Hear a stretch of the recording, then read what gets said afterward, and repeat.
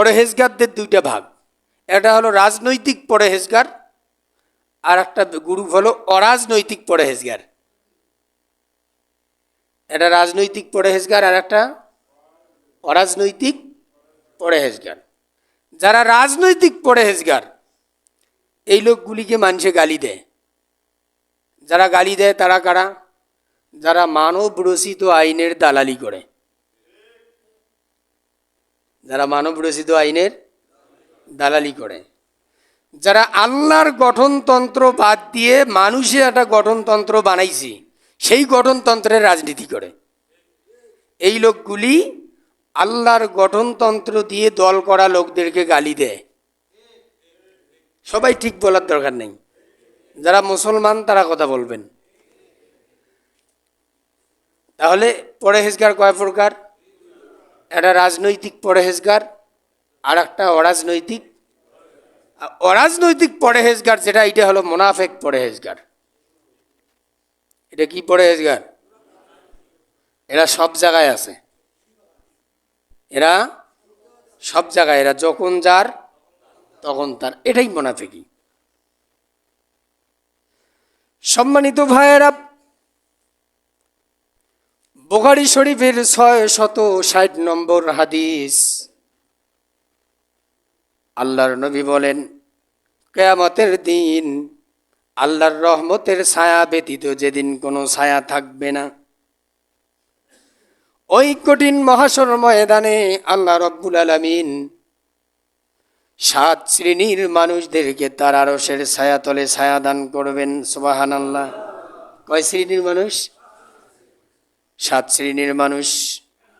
আল্লাহর নবী বলেন, সাবাতুন ইউজিল্লুহুমুল্লাহু ফি জিল্লিহি ইয়াওমা লা জিল্লা ইল্লা জিল্লু, ইমামুন আদিল ওয়া শাবুন নাশা ফি ইবাদাতি রাব্বি ওয়া রাজুলুন কলবুহু মুআল্লাকুন ফিল মাসাজিদ ওয়া রাজুলানি তাহাব্বা ফিল্লাহি ইজতামাআ আলাইহি ওয়া তাফাররাকা আলাইহি ওয়া রাজুলুন তালাবাতুহু ইমরাআতুন যাতু মানসিবিন ওয়া জামালিন ফাকালা ইন্নী আখাফুল্লাহ ওয়া রাজুলুন তাসাদ্দাকা আখফা হাত্তা লা তা'লামা শিমালুহু মা তুনফিকু ইয়ামিনু ওয়া রাজুলুন যাকারাল্লাহা খালিয়ান ফাফাদাত আইনাহু।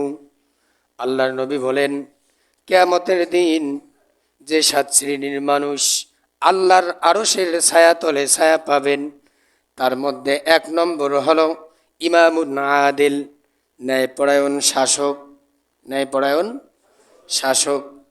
2 নাম্বার ওই যুবক, যে যুবক তার যৌবনকালটা আল্লাহ রব্বুল আলামিনের পথে ব্যয় করেছেন।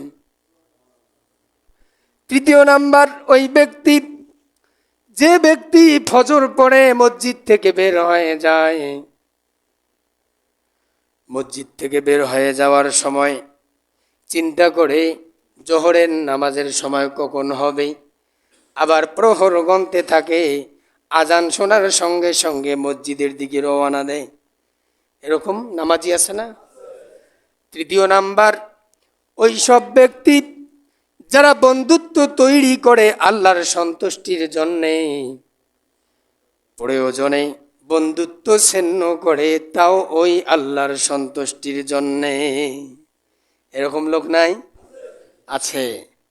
5 নম্বর ওই ব্যক্তি, ওই যুবক, ওই যৌবনকারী ব্যক্তি যার কাছে বড় লোকের সুন্দরী মেয়ে, টকবগে সুন্দরী যুবতী এসে অনৈতিক কাজে লিপ্ত হওয়ার জন্য আহ্বান করে, কিন্তু এই লোক সেই আহ্বানকে পদদলিত করে প্রত্যাখ্যান করে কথা বলে, ইন্নী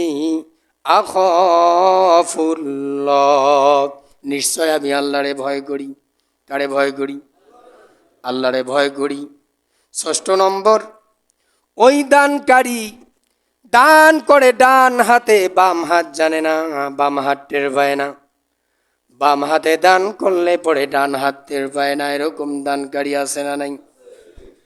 7 নম্বর ওই ব্যক্তি যিনি নিশীতে নিবৃত্তিতে গভীর রজনীতে ওঠে, আল্লাহ রব্বুল আলামিনের কুদরতি পায়ে সেজদা দেয় আর চোখ দিয়ে পানি ঝরে, পানি ঝরায়া ঝরায়া আল্লাহ রব্বুল আলামিনের কাছে জিন্দিগির গুনাহ মাফ চায়।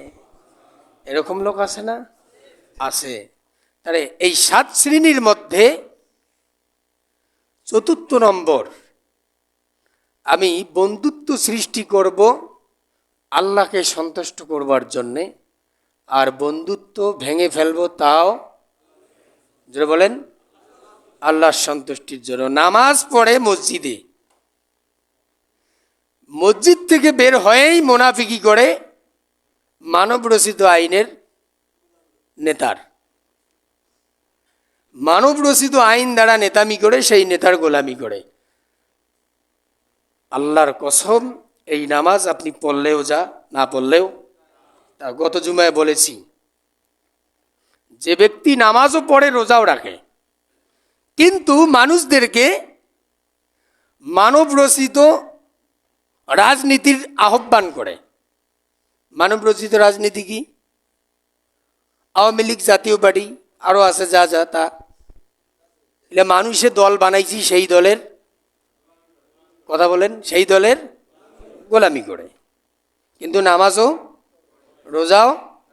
এই কথা শোনার পর সাহাবা একরাম জিজ্ঞাসা করলেন, কলু ইয়া রাসূলাল্লাহ ওয়াইন সামা ওয়া সাল্লা, কলা ওয়াইন সামা ওয়া সাল্লা ওয়া জামা আন্নাহু মুসলিম। ওই ব্যক্তি যদি রোজা রাখে, নামাজ পড়ে আর মানব রচিত আইনের গোলামি করে, তাও সে জাহান্নামী? রাসূল বললেন, কলা ওয়াইন সামা ওয়া সাল্লা ওয়া জামা আন্নাহু মুসলিম। যদি এই ব্যক্তি রোজা রাখে, নামাজও পড়ে, মানব রচিত দলের দালালি করে গোলামি করে, তাও সে জাহান্নামে যাবে, যদিও সে নিজেকে মুসলমান বলে দাবি করে। এই হাদিসটাকে হাদিসে আশআরি বলা হয়, হাদিসে কুদুসিও বলা হয়, কারণ এই হাদিসের মধ্যে আল্লাহর ইঙ্গিত আছে। রাসূল সাল্লাল্লাহু আলাইহি ওয়াসাল্লাম বলছেন, আনা আমরুকুম বিখামসিন আল্লাহু আমারানি বিহিন্না। আমি যে 5টি বিষয় তোমাদেরকে নির্দেশ দিচ্ছি, এই 5টি বিষয় স্বয়ং আমাকে নির্দেশ দিয়েছেন আমার আল্লাহ তাআলা। সুবহানাল্লাহ।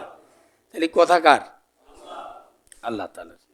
আপনি খুশি হলেও কিছু করার নাই, বেজার হলেও কোনো করার নাই।